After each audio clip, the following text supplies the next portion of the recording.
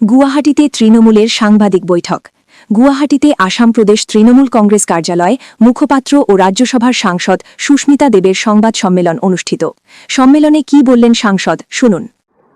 আসামের রাজনৈতিক ইতিহাসে আমরা কোনোদিন দেখিনি যে যারা ক্ষমতায় আছে, মানে ভারতীয় জনতা পার্টি বা পার্টির যিনি মুখ্যমন্ত্রী সিলেক্টেড হয়েছেন ডক্টর হেমন্ত বিশ্ব শর্মা, এইভাবে একটা পত্রিকার দফতরে অ্যাটাক হয়েছে এবং মুখ্যমন্ত্রী ওপেনলি অন ক্যামেরা বলছেন যে আমি জিতে আসলে এই সাংবাদিকগুলোকে দেখে নেব, মানে থ্রেট দিচ্ছেন। এছাড়া আমি দেখেছি যখন ওনাকে প্রশ্ন করা হয় উনি রেগে যান। হ্যাঁ, যে ভাষায় একজন মুখ্যমন্ত্রীকে কথা বলা উচিত সাংবাদিক বন্ধুদের সাথে, সেই ডেকোরাম মেনটেন না করে আসামের মুখ্যমন্ত্রী যে ব্যবহার করেছে সাংবাদিকদের সঙ্গে বা মিডিয়া হাউসের সঙ্গে, এটা অত্যন্ত দুর্ভাগ্যজনক এবং এটা আমাদের ইতিহাসের, আসামের ইতিহাসে কোনোদিন হয়নি। এবং এটা একটা ইঙ্গিত যে বিজেপির সরকার যদি আবার আসামে হয়, যাকে আমরা ফোর্থ পিলার অফ ডেমোক্রেসি বলি, মিডিয়া, ওদের কি অবস্থা করবে বিজেপি গভর্নমেন্ট। মুখ্যমন্ত্রী মনে করেন যে লক্ষ লক্ষ কোটি কোটি টাকার অ্যাডভার্টাইজমেন্ট দিলে সাংবাদিকদের কেনা যায়। মুখ্যমন্ত্রী আসামের মনে করেন যে একটা অ্যান্ড্রয়েড ফোন যদি জার্নালিস্টকে দিয়ে দেন তো জার্নালিস্টরা বিক্রি হয়ে যায়। এটা আসামে কোনোদিনই হয়নি। আর আমি আসামের মিডিয়াকে একটা কমপ্লিমেন্ট দিতে চাই, একটা প্রশংসা করতে চাই। আমি তো দেখেন দলের ন্যাশনাল স্পোক্স পারসন, কিন্তু আসামের একটা বা দুটা চ্যানেল বাদ দিয়ে আসামের media is the most neutral in the country. আমরা তো ন্যাশনাল স্পোক্স পারসন, আমরা ইংলিশ চ্যানেলে যাই, ন্যাশনাল চ্যানেলে পাই। আমি দেখেছি যেদিন থেকে তরুণ গগৈর সরকার হোক, সোনোওয়ালের সরকার হোক, ডক্টর হেমন্ত বিশ্ব শর্মার সরকার হোক, media has always been neutral in Assam.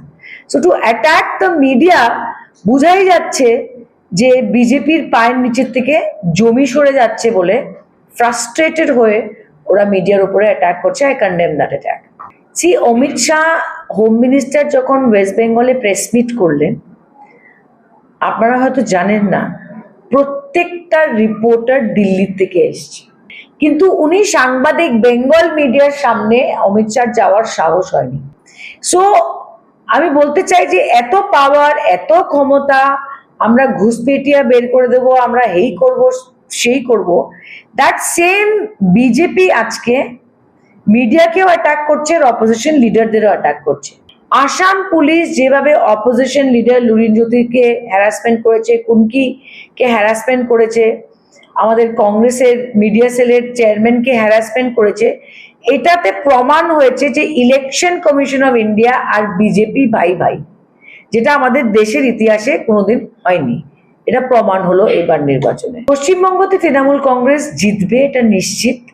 BJP যতই হ্যারাসমেন্ট করুক, এসআইআর দিয়ে অনেক লক্ষ লক্ষ নাম কেটে দিয়েছে, হিন্দু মুসলমান সব জাতির মানুষ আছে, কিন্তু মমতা বন্দ্যোপাধ্যায় প্রমাণ করবে দ্যাট উনার জনপ্রিয়তা এতটুক আছে, যেটা উনি বলেছেন ভবানীপুরে যদি একটাও ভোটার থাকে ও মমতা বন্দ্যোপাধ্যায়কে ভোট দিবে।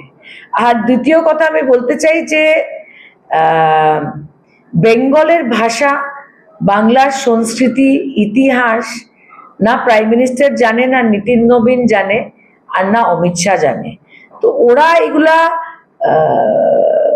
জীবনেও বেঙ্গলের মানুষের মন জয় করতে পারবে না।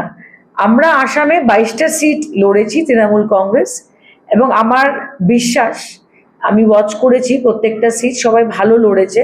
কিন্তু এবার আসামে যখন অ্যাসেম্বলি গঠন হবে, নতুন সরকার শপথ নেবে, আমি মনে করি যে আসাম প্রদেশ তৃণমূল কংগ্রেসের এমএলএরা এবার আসামের বিধানসভাতে বসবে, আর বসে জনতার জন্য নিশ্চয়ই লড়াই করবে।